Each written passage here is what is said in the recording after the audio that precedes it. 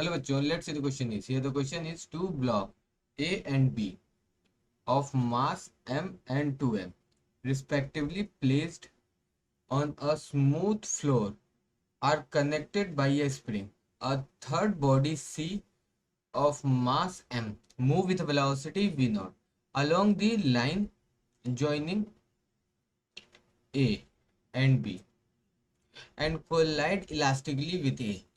At a certain instant of time after collision, it is found that the instantaneous velocity of A and B are same. Then, here the option is the common velocity of A and B at the time t naught is v naught by 3. The spring constant is k is equals to 3 m v naught square upon 2 x naught square. Option 3, the spring constant is k is equals to 2 m v naught square upon 3x square. And the option 4 is none of these. Okay तो देखो बच्चों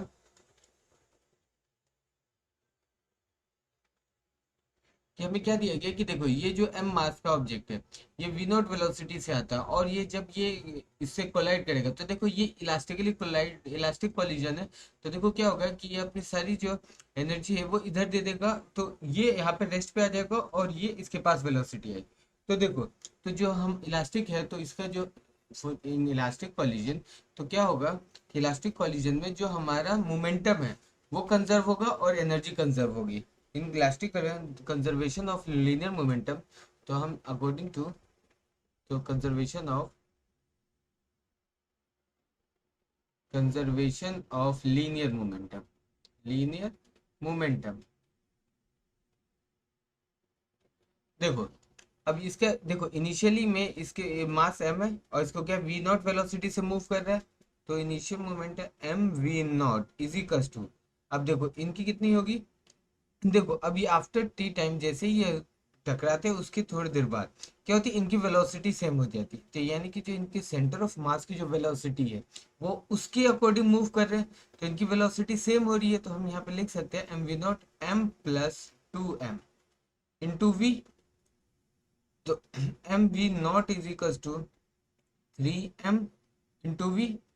M से M खत्म तो हमारे पास जो इनकी common velocity आ जाएगी वो कितनी हो जाएगी यानी कि जो इनिशियल वेलोसिटी से ये सी ब्लॉक मूव कर रहा था बाई 3 यानी कि जो हमारी इनकी कॉमन वेलोसिटी आएगी कितनी आएगी v not by 3 after a certain time of period. Okay now देखो अब हमें क्या निकालना है कि द स्प्रिंग कांस्टेंट। तो देखो स्प्रिंग कांस्टेंट निकालना है तो देखो जो इसकी जो टोटल मैकेनिकल एनर्जी होगी वो क्या होगी कंजर्व होगी क्योंकि ये क्या है इलास्टिक कोलिजन है। तो देखो for conservation of energy for energy conservation